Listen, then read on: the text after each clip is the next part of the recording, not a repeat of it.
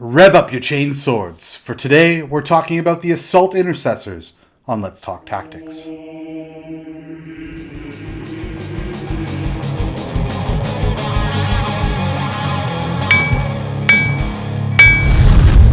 Anvil of War! Let's talk tactics! Hey guys, and welcome back to Anvil of War Gaming. Before we get into the video, just want to do a quick shout out to our sponsors over at Red Dragon. All the models in my Space Marine collection were actually purchased through Red Dragon. Support us by supporting them, and you can check out a link to their web store in the video description below. Also want to remind you guys, if you're enjoying our content, hit that subscribe button, support the channel that way, and let us know that you want us to continue to make more videos. Today we're talking about the Assault Intercessors for the Space Marines, a relatively new troop choice added in the 9th edition Codex. Was released with the Indominus box set, and beautiful models, and now you have a standalone kit for them as well, so you can get out of that static pose and into multi-pose models. And I can't say enough about these guys. I mean, they're a cool troop choice. They're kind of just what the doctor ordered as far as adding that flexibility to either a Primaris only Space Marine list or just even plugging them in into a very melee heavy focused Space Marine army. So today we're going to be talking a little bit about how to deploy them on the tabletop, and we're not going to get too far down the rabbit hole of specific chapters and how they're all run in those specific chapters, but we will touch on that a little bit towards the end of the video, just because it is obviously important when we're talking tactics. So let's start with the statistics, shall we? So these guys have a movement of 6 inches, typical for Marines, a weapon skill of 3+, ballistic skill of 3+, strength toughness 4, 2 wounds, 2 attacks, 1 extra attack for the sergeant, leadership of 7, another additional leadership up to 8 for the sergeant, and a 3+ armor save. They are equipped with the Astartes Chainsword.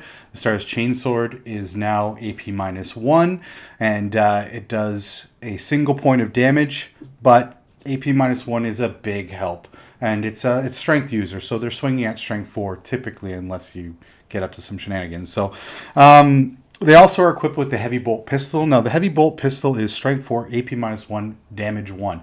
It's a decent enough weapon, and it's range 18 inches. So I have a little bit to say about this before we go on. I just want to remind people that use those pistol weapons when you can.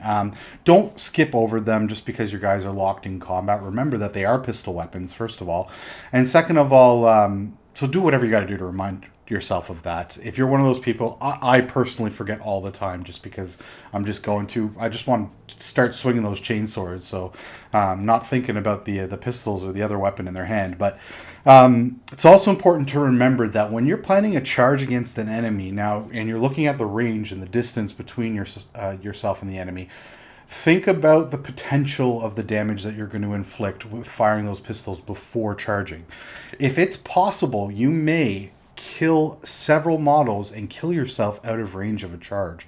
So really important to pay attention to that, guys, and that goes for any melee unit that has a shooting element, or a shooting element in your army firing at a unit that you intend to charge later on in the game. So yeah, just keep that in mind. Moving on from there, the sergeant can replace his bolt pistol with a plasma pistol. He can also have a hand flamer. Very cool for salamanders. I actually have several models that I'm converting, just extra intercessors I had, that will be magnetized with the various sergeant options, just to kind of plug and play into my salamanders force. They also have the ability to swap out the chainsword for a power fist, a power sword, or a thunderhammer. Now, again, this really comes down to what your army composition is. It's really worthwhile, if you're playing Space Wolf Space Marines, to throw on that Power Fist or throw on a Thunderhammer. Thunderhammers are super thematic for Salamanders as well, but that +1 to hit for Space Wolves, really it complements the -1 to hit weapons well. So keep that in mind when you're building your kits. Now, as far as unit synergies for these guys, character synergies. anything that has an aura that's going to benefit them in melee, it's definitely a good thing. You're going to want to look at lieutenants or lieutenants, depending on what part of the world you're from. They have the ability to reroll ones to wound, which is really good with chainswords, especially when you start implementing some of the stratagems. And then you also have, your captains that are able to give them the reroll ones to hit. This pairs off really well with Space Wolves, who get the +1 to hit. Now the chainswords are striking at hitting on 2 pluses and rerolling ones. You can see just the magnitude of attacks that are going to be coming out. Quick footnote, speaking of magnitude of attacks, and I totally skipped over this, but the chainswords also give your guys +1 attack. So that's a nutty amount of attacks coming out of that unit, especially if you take a full complement of 10 of them. Even a 5-man squad, you're looking at pumping out 16 attacks on the charge, or if charged, or heroically intervening because of shock assault as well. So you can see where these guys, even just a 5-man squad of these guys, can really, really hurt your opponent's kind of line infantry. And with some, again, stratagem shenanigans, you can start to threaten some bigger stuff as well, and some elite stuff. Other auras to think about, there's the chaplain. So the chaplain's litanies, Litany of Hate to give you the reroll melee hits. Exhortation of Rage to give the +1 wound rolls in melee. Again, that's another kind of outlet to get that +1 to wound. Now you're looking at wounding on, stuff with T4, you're wounding it on 3 pluses now, which is pretty good. Or big stuff with the sheer volume of attacks you can put out, you can fish for those 5 pluses. And then, the Canticle of Hate. Now, the Canticle of Hate, obviously, you're going to get +2 to your charge rolls. You're also going to add 3 inches to your pile-ins and consolidate. So that's pretty good too as well. Now, there's other unit synergies, obviously, depending on the characters that you're bringing to the tabletop.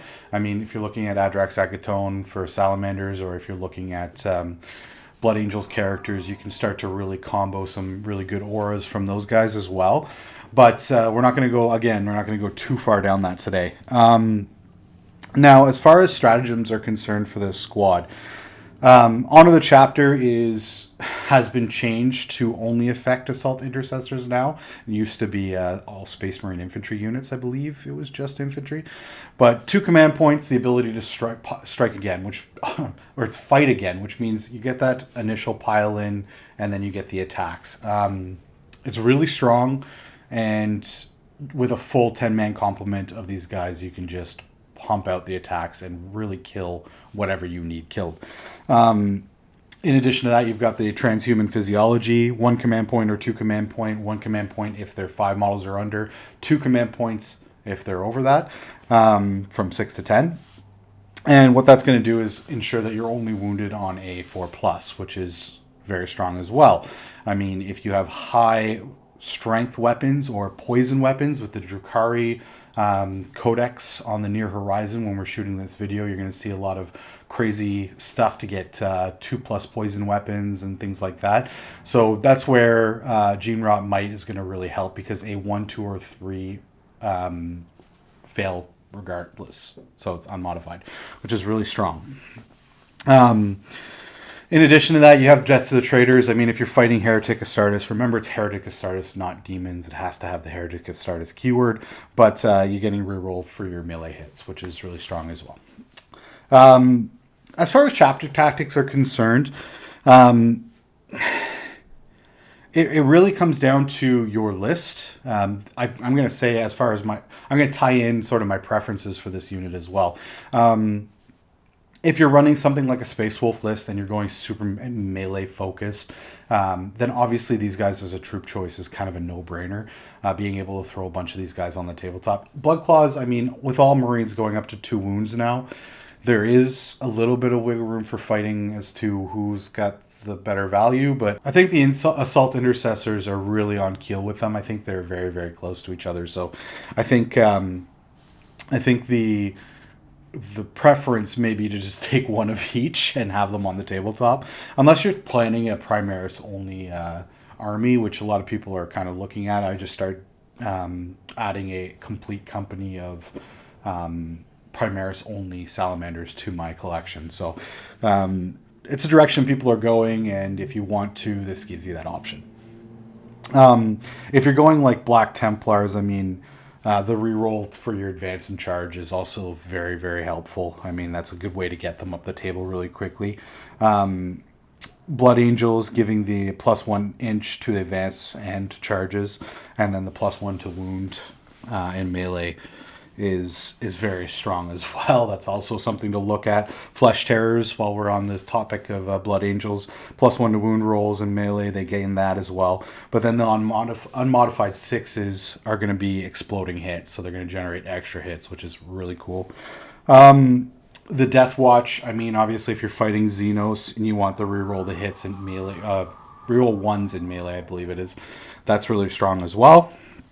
And then you have things like the White Scars, especially when you factor in their combat tactics or combat doctrines with the ability to give them a +1 damage once they get into the Assault Doctrine. That's really strong. I mean, the White Scars also are going to benefit from getting off the table quicker because you are gaining that ability to advance and charge as well. Yeah, it really comes down to what you want to do with your list and how you're building your list. And if you're looking at a melee focus, like I said earlier, it's something that you want to consider. And I mean, you have that diversity now within the Space Marine Codex. Not that you didn't really have it before. We always had so many units to choose from, but the ability to take a dedicated Primaris assault unit or a dedicated Primaris shoot unit like the regular intercessors, or even the heavy intercessors now.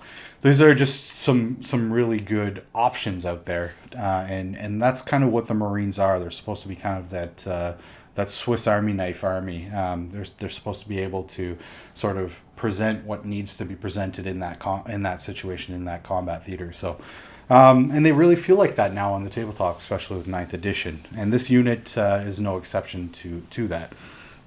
Now, as far as custom chapter tactics are concerned, Hungry for Battle with the +1 advance and +1 charge is an option, so you can carry that over from your regular chapter tactics, your first founding chapter tactics. Then you have Born Heroes, which is the +1 to hit on the charge, so it's a little downgraded from the Space Wolf version. You have the Tactical Withdrawal, which is the ability to fall back and charge. That's super helpful when you want to lock certain units up and kind of play mind games with your enemy.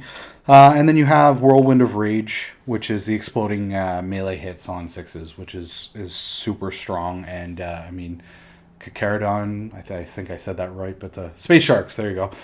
Those guys are actually recommended to have to take that as one of their chapter tactics if you're playing those guys. So there's also Duelists, which can't be paired with Whirlwind of Rage, but that's 6s to hit, auto wound, so 6s going straight through, don't have to roll the wound. And I mean, with the volume of attacks, that's actually a really good thing to have. Are you going to pick your chapter tactics solely based around these guys? Maybe, maybe not. Are you running 3 units of these guys? Then you probably are going to keep that in mind. If you're running 1 unit, you probably aren't. I mean, in my Salamanders list, I'm not really thinking about taking a ton of these guys on the tabletop, but 1 unit just to be able to stick into enemy line infantry and chew them up is definitely something to consider. Honorable mention also to the Raven Guard. I do have to give them a shout out just because the ability to get these guys up the table quicker is super important. I prefer to take these guys in squads, smaller squads, just with my Salamanders. That just plays with the Salamander chapter tactic and the ability to reroll per unit. You get 1 reroll per unit, so you're going to want to kind of take smaller units and multiple units. Now, they do have the combat squad ability, so you could split them up if you wanted to, and then kind of just suss out what the situation is presenting you from what your opponent's bringing to the table and decide to do that from there.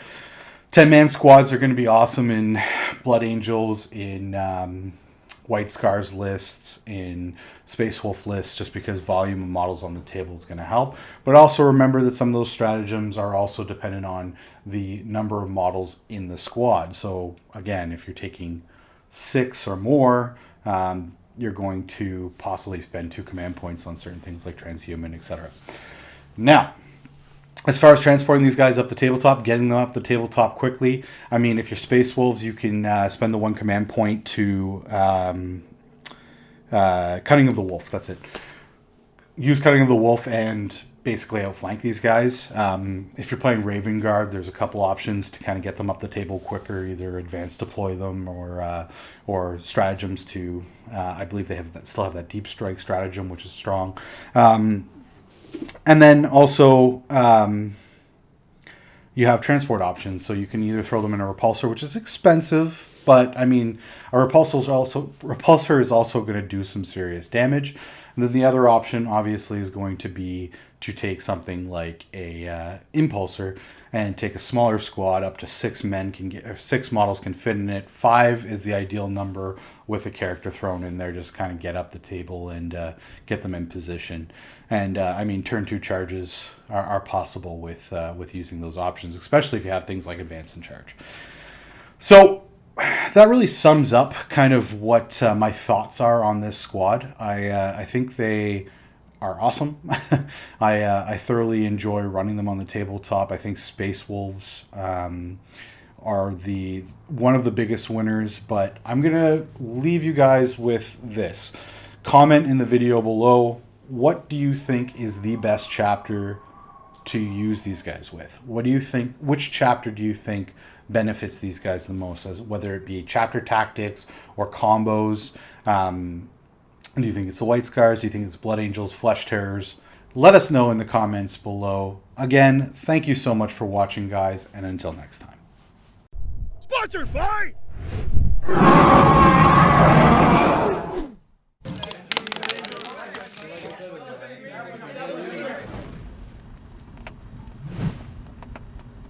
Thanks again for watching Anvil of War Gaming, guys. We hope you enjoyed the video.